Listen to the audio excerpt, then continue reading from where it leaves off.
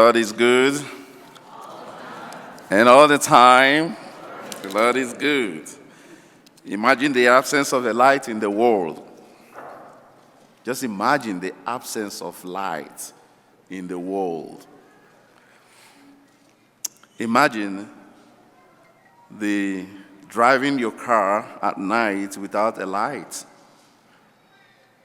Neither in your car, nor at the traffic posts, nor along the roads or the streets. Imagine such a fiasco, a disaster, and a kind of confusion that will amount to. Imagine living in a house without a light, and perhaps having to grope in the dark in order to reach out for something. And imagine the spate of domestic accidents that may amount to. Imagine also sometimes how frustrating it could be when there is a power outage. I mean, you feel that,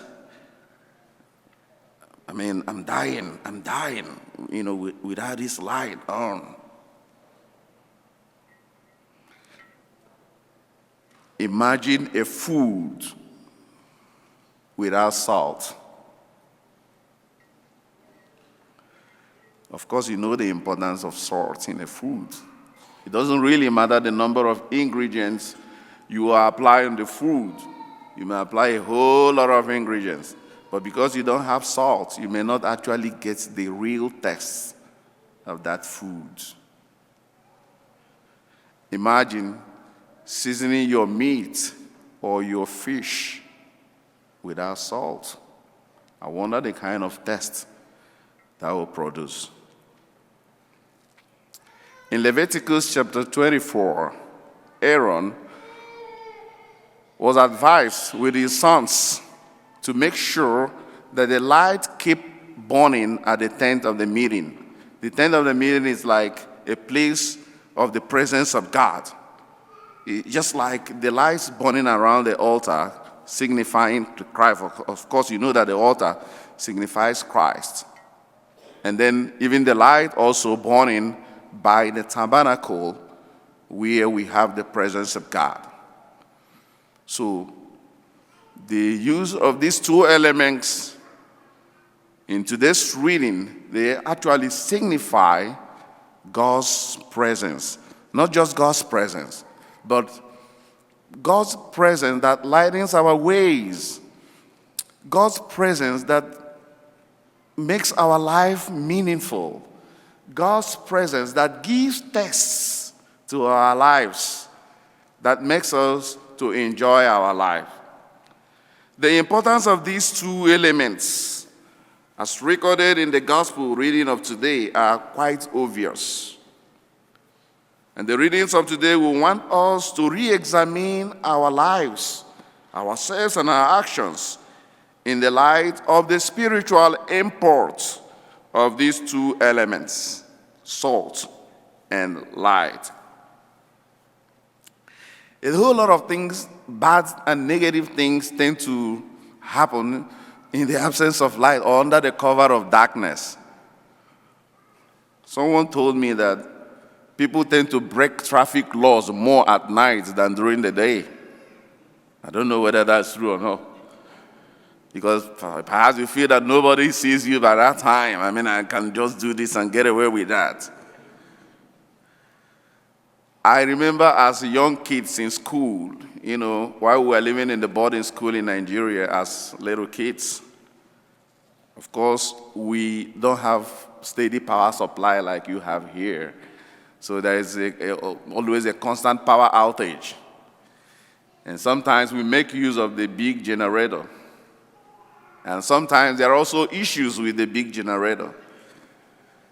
And especially during the nights, when there is a power outage, that is when students go to the kitchen to steal some food. Because nobody will see you. So a whole lot of things, a whole lot of negative things tend to happen in the absence of light. And that is why actually we also have cameras to pick people who do some of these negativities under the cover of darkness. God will want us to get rid of darkness and the negativities of our lives. At the beginning of the creation, in Genesis chapter 1, verse 3, God gave priority to this element, this concept, light. And when he said, "Let there be light," and that was the very first point of creation. Let there be light. And there was light. And the light separated the day from the night. At the presentation of the child Jesus in the temple after 8 days, Simeon declared, referring to Jesus, a light to enlighten the Gentiles and give glory to Israel, as recorded in the Gospel of St. Luke, chapter 2, verse 32. What does it signify? Signifying breaking down the barriers of life and fostering inclusiveness, inclusive relationships in humanity. Jesus himself, in the Gospel of St. John chapter 10, verse 10, proclaimed of himself, "I have come that they may have life and have it to the full." St. Paul, in the second reading of today, the first letter to the Corinthians, chapter 2, from verse 1 to 5, admonished the Corinthian Christians to place their faith in the Spirit and in the power of the light. The very big question here will not be, why? Why should we spiritually conform ourselves to these two elements of light and salt? Because God was the first to do it. God is the light. God is also the salt. Through this, he seasons our life. He makes our life meaningful. He gives us light, and through his light we walk.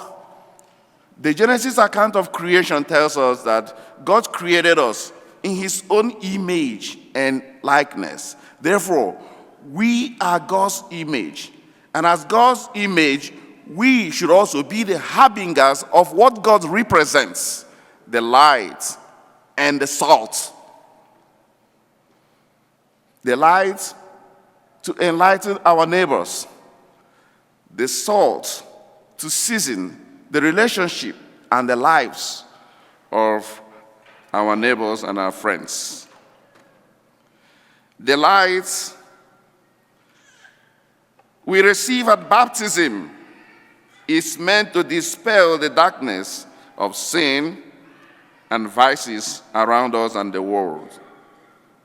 And so how do we demonstrate this? A clear demonstration of this is presented to us today in the first reading by the prophet Isaiah. Giving our food to the hungry, clothing the naked, being a good friend, being a good brother, a good sister, a good neighbor. And we add here, being so kind to each other, demonstrating pure and undiluted love, getting rid of conspiracy against each other,